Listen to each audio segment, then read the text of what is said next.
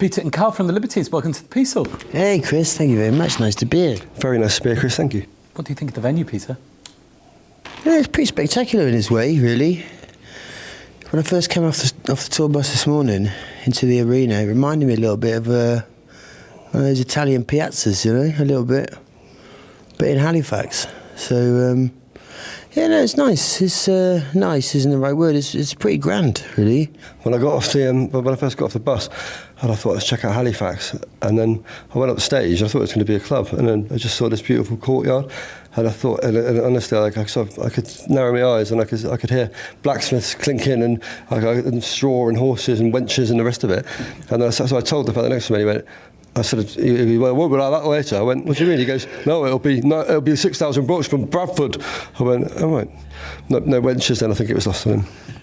Carl, do you like the open air shows? Do you enjoy being? Yeah, I love them. I mean, I love them in the summer. We've had a few deluges of late, haven't we?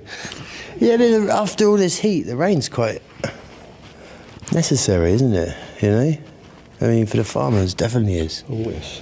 Yeah. Yeah. Yeah, no, it's been all right. We had quite a good knees up in the rain the other night. Where was that? That was in. I'm in Belgium, I want to say. Yeah, no, it was in Belgium. We just done 4 on the trot to warm up for these. 5? 5 on the trot, which we don't normally do. You normally do 3. We normally do 3 and have a night off. I mean, fair's fair, you know what I mean?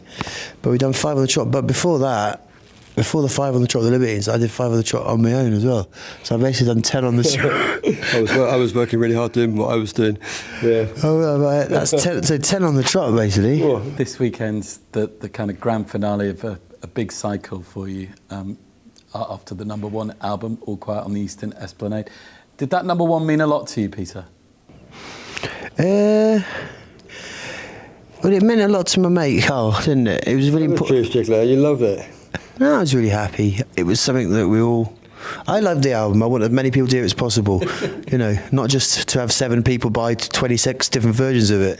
But I think it did bring us all together. We worked really hard for it, harder than we've ever really worked together in sort of synchronicity, and it was. I was really happy with it.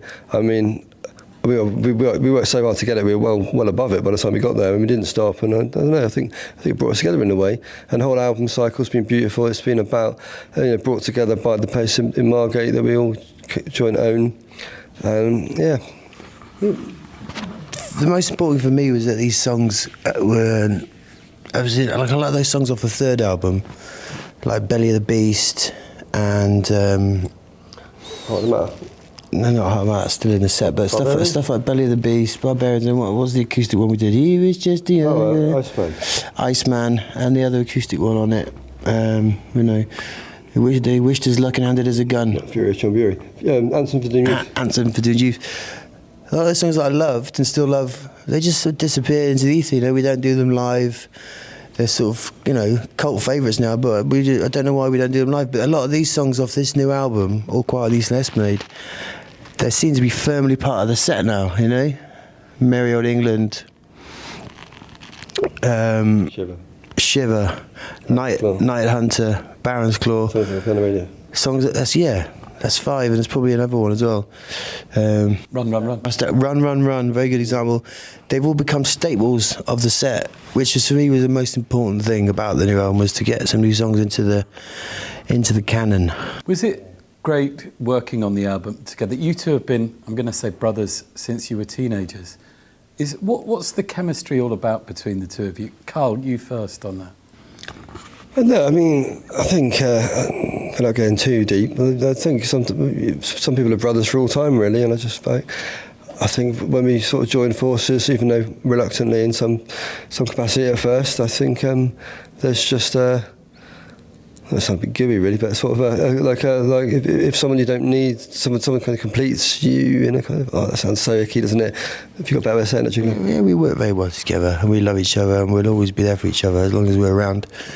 But it was hard work, that last album, wasn't it? Oh yeah, it was pretty stressful. It was. I mean, the Jamaica, the field trip, that was a walk in the park. That was fine. Yeah, that was fine. The research bit, but it was pretty stressful. That probably because in the past we've speaking like quite broadly, but we've always written it, me and Carl, and then taken it in and recorded it. You know, we didn't do that this time. We went in without really having finished songs, and we were right. Having got back from Jamaica without that many songs.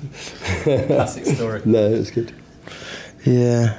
But yeah, so we all had a lot more togetherness in the creative side.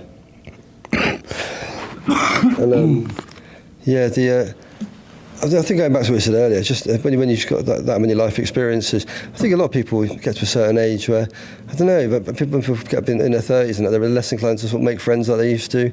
They kind of got a full deck, and then only by like sort of working with someone does that happen. But I mean, I find for myself, although I'm not open to new friends, the ones I've got just get stronger and stronger just through experiences in life. The two of you, obviously, over 20 years, there have been bumps in the road between you. But from that very first day when you met, you had dreams. Is this how it was all meant to be, do you think, Carl? Right, I'm going to leave it to Pete to say something nice like I did. What did you say that was nice? I said that about our wonderful relationship and bond and kinship. You didn't say specifically me. You said that in general your old friends get stronger. I said about my love for the jiggler. Oh, did you just want to repeat that for the camera? Because I think they might have missed it. Oh, exactly. As long as you missed it, I thought you just... Carl wants to know how much he loves me. And I, in return, acknowledge Carl's love. I'm grateful for it. And of course, I love him dearly as well. He's my dear old mate. And yeah, we come through hell and high water together. Fire swamps. Yeah. You know, giant sea snails and pterodactyls and STDs and all kinds of stuff, isn't it? Oh, yeah. Yeah. It's been murder. Prison and rehab and punch-ups. I think that, yeah. So I think that is stolen checks, well, like I don't know if stolen clothes, still a bit soon, stolen Is it? Sorry. And I think this was meant to be. Maybe with a few less. Maybe there would have been more acting. Yeah. In our original dream of things. Our original dream was to write scripts and perform them. And I mean, there was a time when you were going to be maybe actors and models, and it's singing. Well, that is true, isn't it? Yeah, loosely. I mean, the intention was there, but I don't know if the world agreed. Yeah. But it's the music that stuck, and so I wonder, is this now? Here you are, more than 20 years down the line, your most recent album being a #1, successful solo careers, your own hotel. I mean, is this all ambitions achieved, would you say? Almost, actually. Because one of my long-term dreams was to do a music magazine, you know? So I've been putting together this is just a prototype of issue 1. But, it's tour diaries, poems, short stories, reviews of bands on the label, and it's called On Strap, and they're £20 each, unless you've got a Libertines tattoo or related thereof, like Baby Shambles, Pete Doherty, Carl Barât, or Simpsons tattoo. Then it's half price, and issue 2 is now available actually. So. Yeah, I mean, I was thinking about branching out into the wider world as well. And of course, I mean, when that magazine hits America. Wow, much like my tequila. Oh yeah, so Jiggler's got his own tequila, and very nice it is too as well. It is indeed. Yeah. Yeah. Yeah. Yeah, I searched about 20 years. I've been looking for the right. Show him your tequila dance that you do in the advert. Yeah, I'm not sure. There's a wait for the advert. But anyway, so that's finally happening. Yeah. So that's it. You've done it all. Well, no, we've still got the rest. There's a lot of world. Such a lot of world to see. Yeah, it'd be nice to get to America, wouldn't it? If we all get visas. Yeah, we're still waiting on the embassy's final decision. It's an endless final decision from the American embassy. Yeah. If your name's not on the list, you're not getting into America, China, Japan. Well, there's quite a lot of the free world. Career limited. Yeah. We went to Korea, actually. We went to South Korea recently. Oh, that's true, yeah. That was lovely, that. We had a few good little adventures recently, actually. Mexico was pretty cool, wasn't it? Yeah, that was beautiful. And I went up to the mountains and made tequila. And Australia as well. A lot of these places, some of them which we've been to before over the years, but it did feel a little bit like I don't want to say a lap of honour, but it felt a little bit like that. It felt like a lot of everything we've done from over the years has finally been, seeds have been planted in various fertile grounds, and then we went and reaped some kind of. There was a lot of love out there, wasn't there? There was, and it seemed like we're playing a bigger venue over there than we ever played before. But we've given a lot of love to Mexico, nowhere near as much as we've received, because they're just so effusive. And it is a different type of like thing. It's not. I don't think I've ever seen it anywhere else. They come to the airport, you know. They come to the airport with religious icons and guitars, and I don't know how they know exactly where we're landing and when. And then they wait outside the hotel as well the whole time. 24/7. Yeah. Yeah. Yeah, that's right. But and they don't really want anything either. No. They don't like.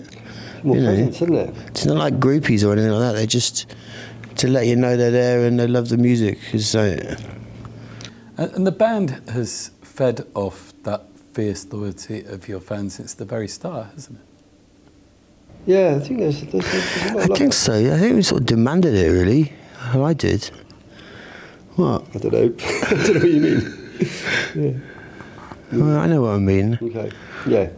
Very demanding. Would you have done anything differently, do you think, looking back? Yeah, I think so. I think now is like, well, I always said no to that question. I just get asked it quite a lot, what would you change? And then there's some things you think would be obvious. And then I think, well, no, you don't change these things because these are the things that make you, like, especially the bad things or the more serious things. But actually now as I get older, I'm thinking, no, I've probably changed quite a few of them. Just basic stuff, really, like, you know, turning up to certain important things that I think probably would have. And I don't know. I don't want to sort of let down my younger self by saying this stuff because I can hear him now saying, no surrender. But probably maybe a little bit more self-discipline and being a bit more canny with the way I conducted myself sometimes, because I was very sloppy in a lot of ways. I was always getting arrested because it was just so easy to arrest me because I just didn't care. I didn't give a fuck. It was all just one big laugh. But it wasn't such a laugh, some of it, in the end, so... What about you, Carl? I got arrested too, yeah. What about, would you have done anything different? Oh yeah, lots of things. Yeah, I mean, but that's just life, isn't it, really? I mean, youth is wasted on the young. But I think, the way I've conducted myself, the things I've got caught out. No, I think, more like I didn't need to waste that much energy in getting angry about so many stupid little things, and I didn't need to invest that much hatred in myself. A lot of mental health stuff, which I now feel much more at peace with. But I think, I'm hoping that the generation coming up can have an easier ride for that mental health wise. But yeah, I mean, mostly around that really. Mostly just the negative energy, beating myself up, hating other people, being really volatile, giving him a hard time. Carl, Peter, thank you so much. No, you're welcome. Nice talking to you.